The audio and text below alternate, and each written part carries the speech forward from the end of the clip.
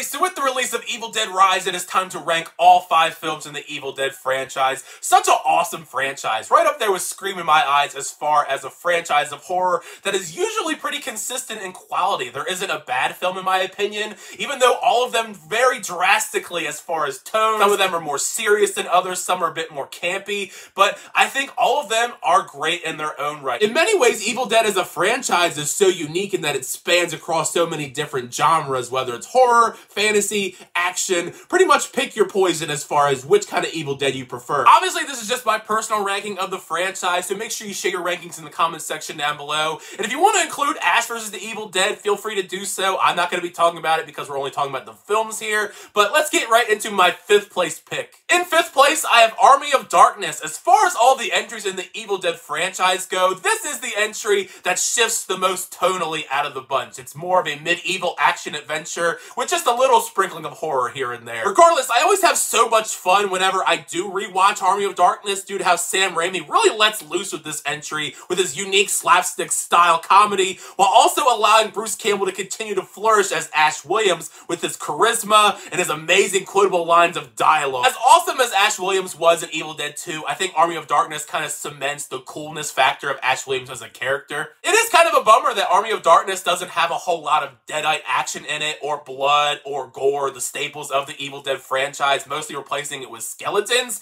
but there is a charm to this entry, I think, even though I completely understand why people don't like it either. In number 4, I have The Evil Dead. Given that the original Evil Dead was made with a relatively small budget, it's impressive how well crafted this film ended up being. Throughout this entire film, witnessing these kids terrorized in this cabin by evil entities, it's always genuinely creepy, finding ways to get under your skin due to how Sam Raimi utilizes the camera as a character of its own, on top of some fun blood and gore effects that sure, aren't as extravagant as later Evil Dead sequels, but also have a charm to them. Even just with his ingenuity and creativity in this film, you can tell why Sam Raimi went on to do bigger and better projects as his career went on. Creepy, it's effective, it's my favorite use of the cabin in the woods concept as a whole, and it also introduces some interesting ideas with Ash and the Necronomicon and the Deadites that we see explored and expanded upon further in the sequels. At number 3, I have 2013's Evil Dead, a remake, recoil, whatever term you want to use, reimagining. If we're going by remake standards, I think this remake of the Evil Dead is one of the very best horror remakes ever. Fede Alvarez did such a fantastic job crafting a darker, serious, intense new take on the cabin in the woods style story, while also showcasing classic elements that all Evil Dead fans love. There are so many different sequences in this Evil Dead film that genuinely get under my skin because of how scary they are, particularly in the gore category. Gore effects in this film are so gnarly, they never skip out on an opportunity to showcase some crazy, gory, bloody kills. I mean, literally at one point in the 3rd act, it's raining blood. That in of itself is amazing, but the one sequence that always stuck with me that bothers me in this is when Mia licks the box cutter. That is a scene that I just cannot handle as a horror fan. I also just quite like the character dynamics in this, and the story at large is so compelling as we're following Mia. They take her to this cabin because she's going through withdrawals from drug addiction, and it pays off tremendously because the film is insane, but they also just have a really great payoff in the 3rd act with her and her character. Just pure bloody insanity in the 3rd act, and I have a blast every time I rewatch this entry. I do wish that we got a sequel to this though. Never say never, of course. I'm glad we got Evil Dead Rise, but I want to know what Mia and them are up to these days. Or more specifically, what Mia is up to, because she's the only one that lived. At number 2, I have Evil Dead Rise. This pick and 2013's Evil Dead was the toughest choice for me because I love them both for very different reasons, but I had so much fun watching Evil Dead Rise. This new entry in the franchise is just pure insane, blood-soaked insanity in the best way imaginable, with some of the most visceral, gruesome gore of the entire franchise, but also an equally enjoyable, darkly comedic yet heartfelt story underneath the surface. Plus, I just love the ensemble cast assembled for this film. All of them are pretty great, particularly the 2 co-leads, Liz Sullivan and Alyssa Sullivan, who completely kill it in this film.